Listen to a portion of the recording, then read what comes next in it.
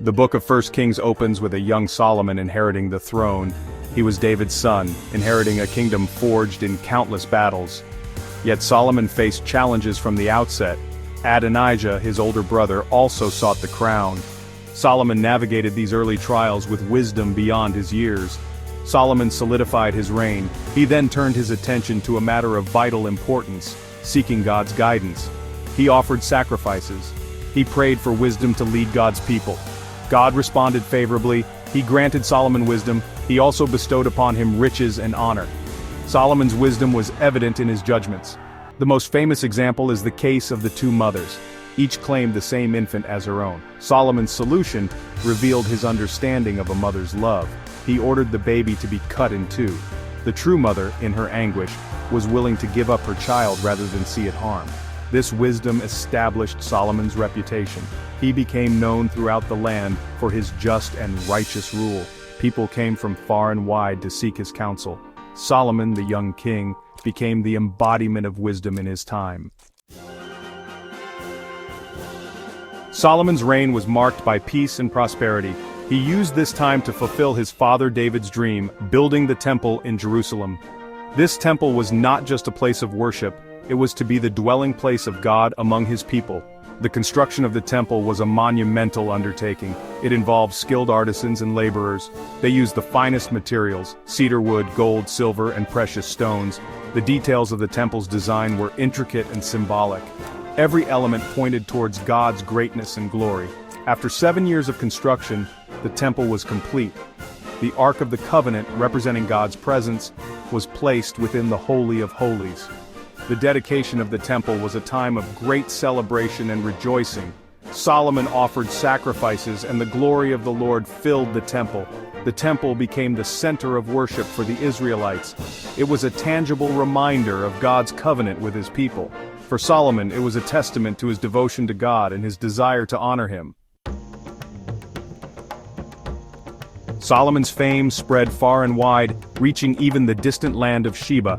The Queen of Sheba, intrigued by the stories of Solomon's wisdom and the splendor of his kingdom, embarked on a journey to see for herself. This queen was no ordinary ruler. She was known for her intelligence and her own considerable wealth. She arrived in Jerusalem with a large caravan bearing spices, gold, and precious stones. She came seeking to test Solomon's wisdom with riddles and difficult questions. Solomon answered all her inquiries with wisdom and insight. He explained matters of nature, governance, and the human heart.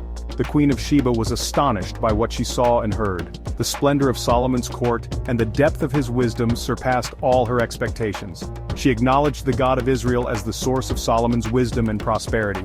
She returned to her own land with a newfound respect for Solomon and the God he served. Her visit solidified Solomon's reputation as a wise and influential ruler. Despite his auspicious beginning, Solomon's reign took a tragic turn. The same heart that had once yearned for wisdom became ensnared by the trappings of power and wealth.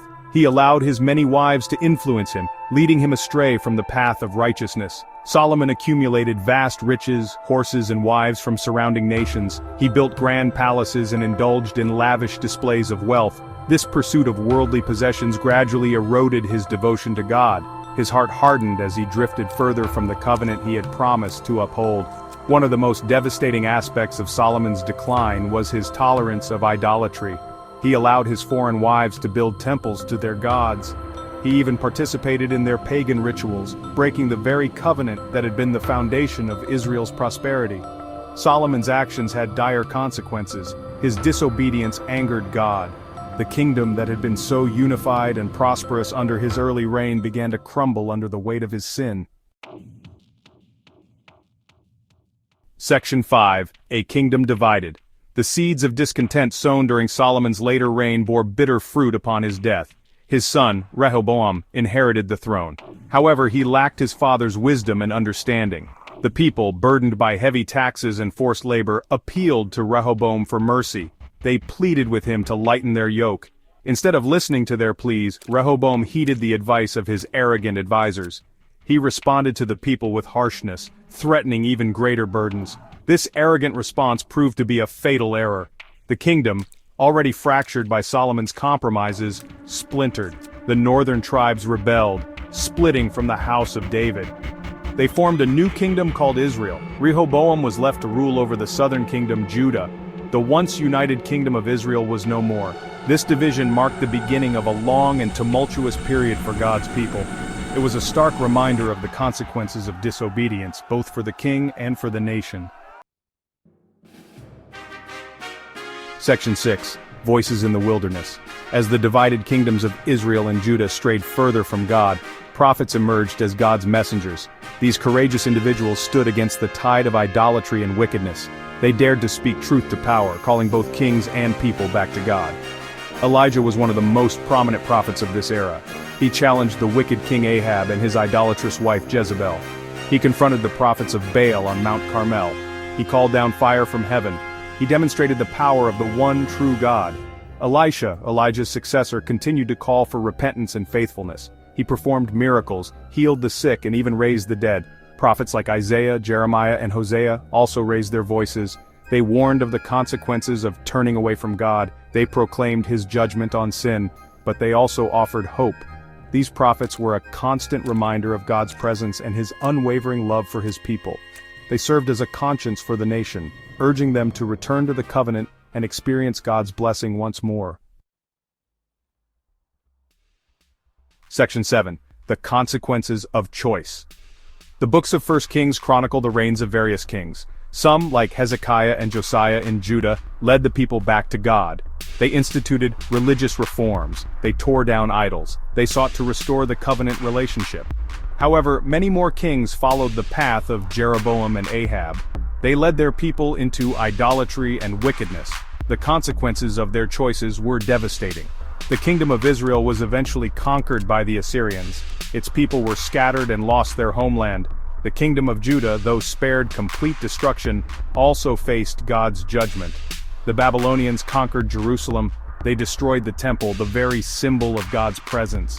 The people were taken captive to Babylon. These events were a tragic fulfillment of the prophet's warnings. They demonstrated the inevitable consequences of abandoning God's covenant and embracing idolatry.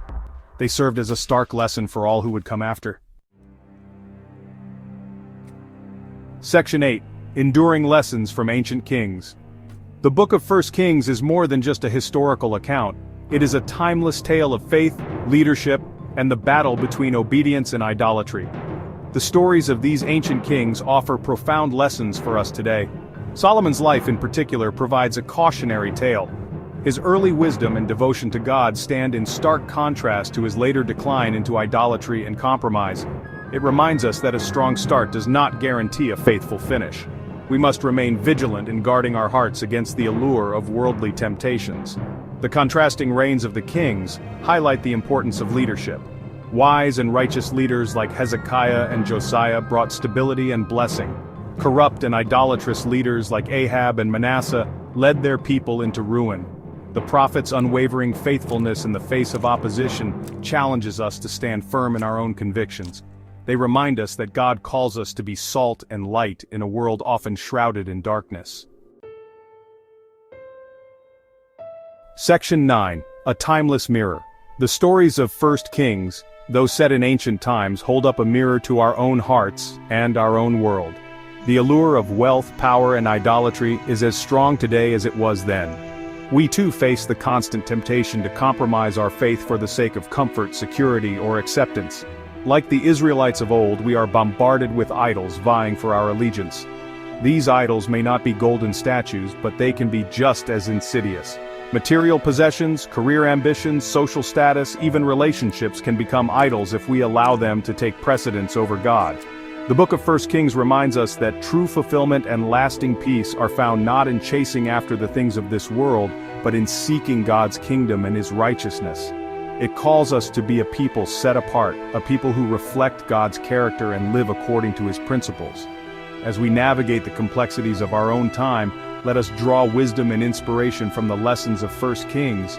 Let us choose the path of obedience, humility, and faithfulness, knowing that God is with us, just as he was with his people then.